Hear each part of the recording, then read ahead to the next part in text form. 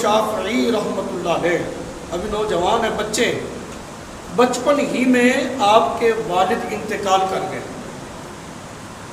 یعنی امام شافعی رحمۃ اللہ علیہ بچپن میں یتیم ہو گئے، کفالت ان کی والدہ کرتی تھی۔ اب جب وہ پڑھتے تھے تو نوٹس بنانے کے لیے، اپنے اسباق لکھنے کے لیے امام شافعی رحمۃ اللہ علیہ کے پاس کاغذ بھی نہیں تھا۔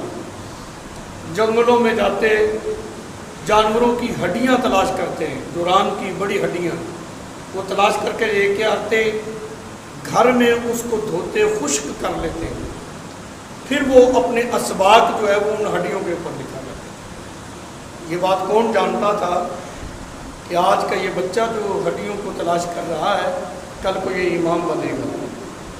علم کی رغبت دیکھیں، علم کے ساتھ محبت دیکھیں اور ان کی محنت چیک کر لیں۔ آپ مکہ میں رہتے تھے، ایک قافلہ مدینہ شریف سے حج کے دنوں میں حج کی غرض سے آیا۔ اس قافلے کا جو امیر تھا بزرگ، اس نے امام شافعی رحمۃ اللہ علیہ کو دیکھا کہ یہ نوجوان ہے، بڑی رغبت رکھتا ہے، تو اس بزرگ نے امام شافعی کو بلایا اور نوجوان لڑکے پاس ہوئے، ادھر آؤ، کیا تم میری دعوت قبول کرو گے؟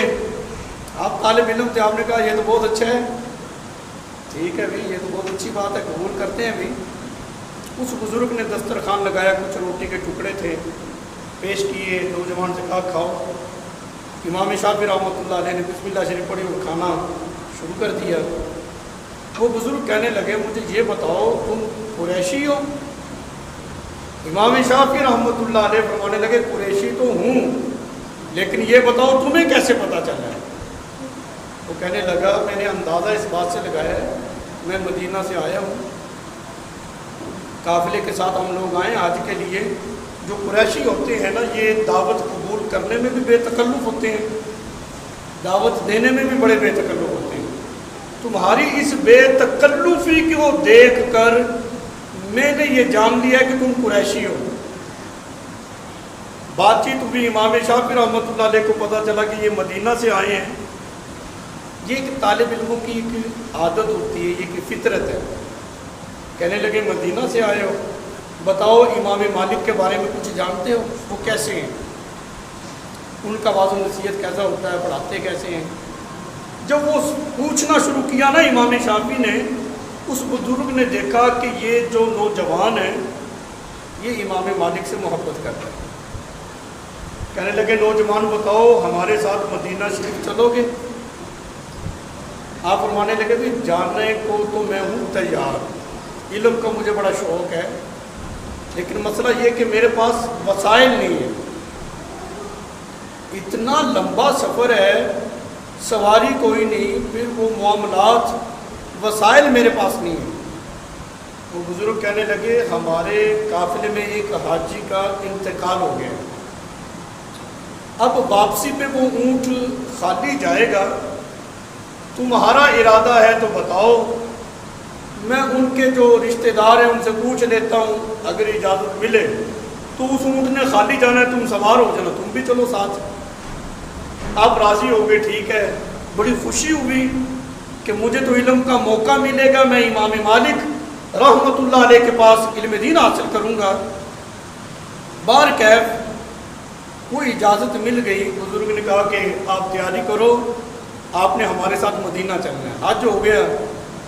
جب یہ قافلہ مکہ سے مدینہ کی طرف روانہ ہوا، امام شافعی رحمۃ اللہ علیہ فرماتے ہیں کہ میں اس قافلے کے ساتھ، بات بڑے مزے کی ہے، بڑا لطف آئے گا اس میں، کہتے ہیں کہ 16 دن لگے ہمیں مکہ سے مدینہ تک، 16 دن کی یہ ایک مسافت تھی۔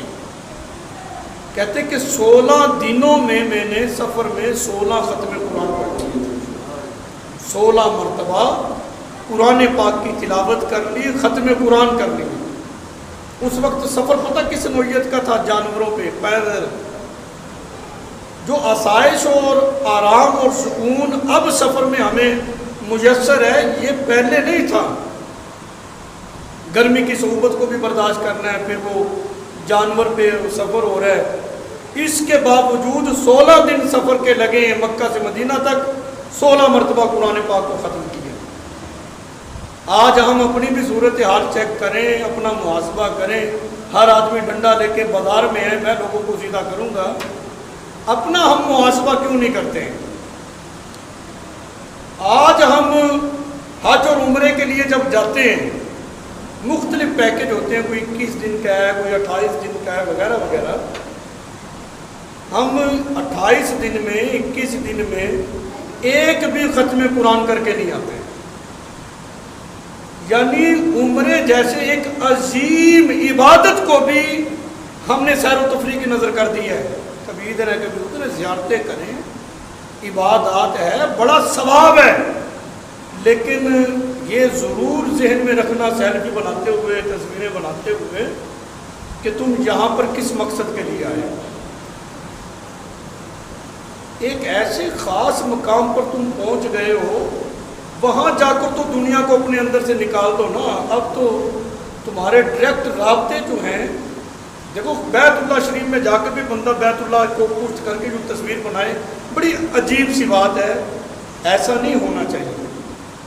قرآن مجید کی دیکھو، وہاں پر ایک نیکی کی جائے تو کتنا ثواب ہے۔ ایک نماز کا حرم شریف میں نماز پڑھی جائے تو لاکھ نمازوں کا ثواب ہے۔ ہم اپنا وقت کیوں ضائع کر رہے ہیں؟ فرائض کے وقت فرائض پڑھیں، نوافل کی کثرت کریں۔ نفلوں سے تھک گئے تو قرآن پاک لے کر بیٹھ جاؤ، قرآن پاک کی تلاوت کرو۔ یعنی ایک ایک لمحہ، ایک ایک سانس بندے کا قیمتی ہے، یہ ضائع نہیں ہونا چاہیے۔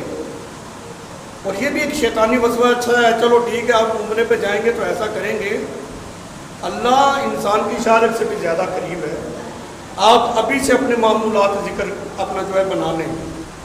امام شافعی رحمۃ اللہ علیہ ابھی مدینہ شریف پہنچے نہیں تھے، قرآن کی اتنی کثرت کے ساتھ تلاوت ہو رہی تھی۔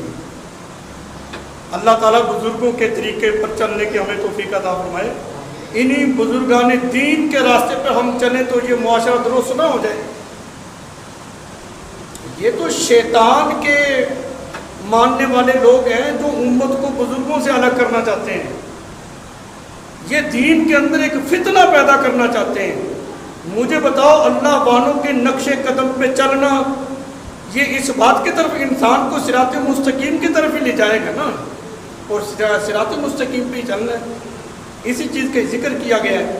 امام شافعی رحمۃ اللہ علیہ فرماتے ہیں کہ جب ہم مدینہ شریف پہنچے، کس چیز کا ذکر کیا؟ مسجد نبوی شریف۔ کہتے ہیں مسجد نبوی شریف میں پہنچے، نماز باجماعت ہوئی۔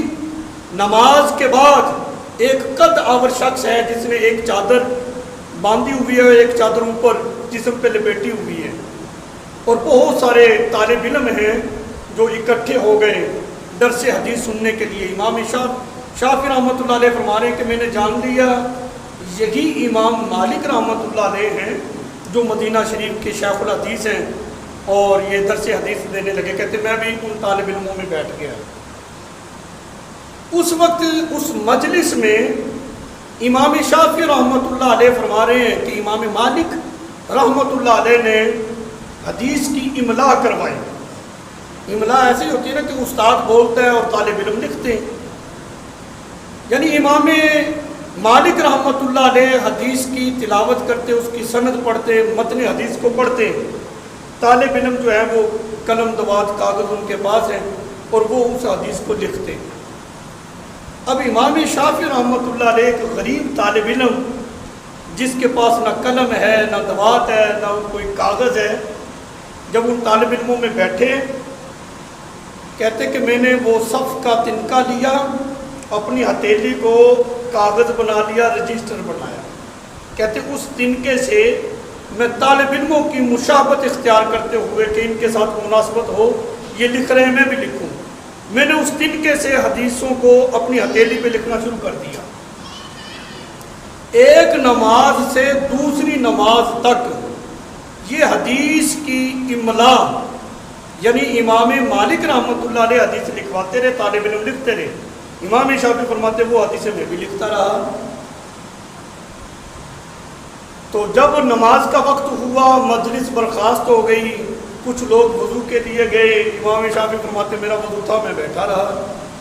امام مالک رحمۃ اللہ علیہ نے مجھے دیکھا، نیا طالب علم ہے، کہاں سے آیا؟ فرمایا بیٹا ادھر آؤ بات سنو.